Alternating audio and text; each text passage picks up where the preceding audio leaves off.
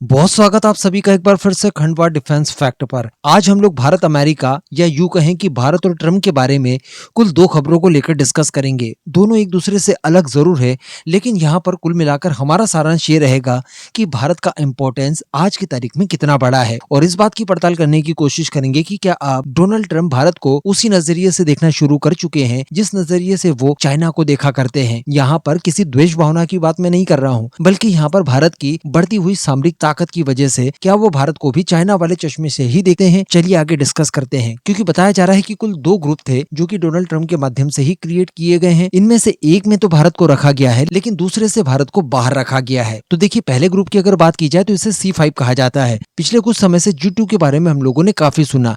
इस G2 group में Donald Trump America और चाइना को देखते हैं, यानी दुनिया के दो सबसे ताकतवर देश, एक तो खुद अमेरिका और उनके हिसाब से दूसरा चाइना है। लेकिन अब अचानक से C5 का नाम निकलकर सामने आया, जिसे कुछ लोग G7 का रिप्लेसमेंट कह रहे हैं तो कुछ लोग UNSC का भी रिप्लेसमेंट बता रहे हैं। इस ग्रुप में मैं आपको बता दूं कि खुद अमेरिका है, रशिया है, चाइना है, जापान है और भारत है। और ये सारी बातें रिवील की है अमेरिकन वेबसाइट पॉलिटिको के द्वारा। अमेरिका के हिसाब से ये वो 5 देश हैं दुनिया के जो सबसे ज्यादा ताकतवर और सबसे ज्यादा प्रभावशाली हैं, जिनका इम्पैक्ट पड़ता है दुनिया की किसी भी गतिविधि में। आगे बताया गया है कि ये जो C5 वाला नया आइडिया है, ये दरअसल नेशनल सिक्योरिटी स्ट्रेटेजी में एक लंबे ड्राफ्ट में लिखा गया है। तो कहने का मतलब यहाँ पर अमेरिका के अनुसार जो इस समय सर्वाधिक महत्वपूर्ण देश है दुनिया में, वो यही 5 है। यानी यहाँ से आप ये कह सकते हैं कि यूरोप के फाइनली इस ग्रुप से छुट्टी हो चुकी है, जो कि इंपॉर्टेंट देशों के हुआ करते थे। वरना पहले देखा ब्रिटेन, फ्रांस, जर्मनी सूची में सबसे ऊपर आया करते थे, लेकिन आज की तारीख में अगर देखा जाए तो 3 तो एशियाई देश हैं, भारत, जापान और चाइना। चौथे की बात की जाए रशिया की, तो वो आधा यूरोप और आधा रशिया में है। और बात की जाए अमेरिका की, तो वो एक अलग कॉन्टिनेंट में है, वो यूरोप से संबंध नहीं रखता। तो कहने का मतलब यहाँ पर अमेरिका की पॉलिसीज इस समय भारत को भी चाइना के समतुल्य ही मान रही है। ये उसी चश्मे की मैं बात बता रहा था।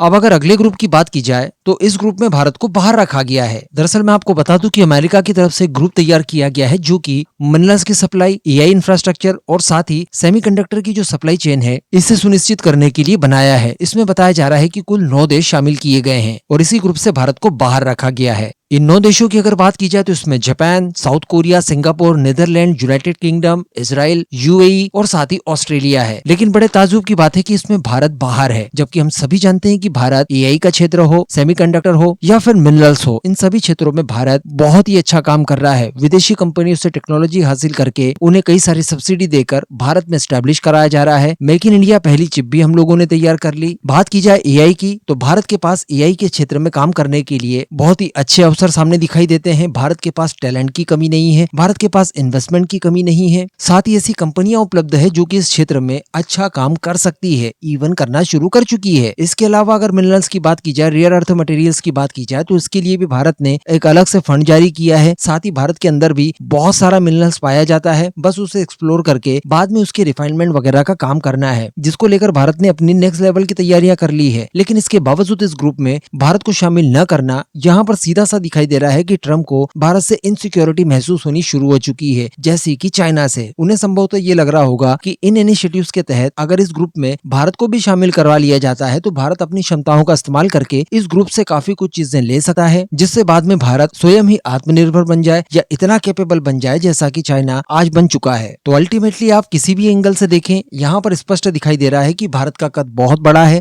और भारत को अब अमेरिका जैसा सुपर पावर देश भी उसी चश्मे से देखना शुरू कर चुका है जिस चश्मे से वो चाइना को देखा करते हैं। इस पूरे मुद्दे पर अब आपका क्या मानना है, नीचे कमेंट करके जरूर बताइएगा।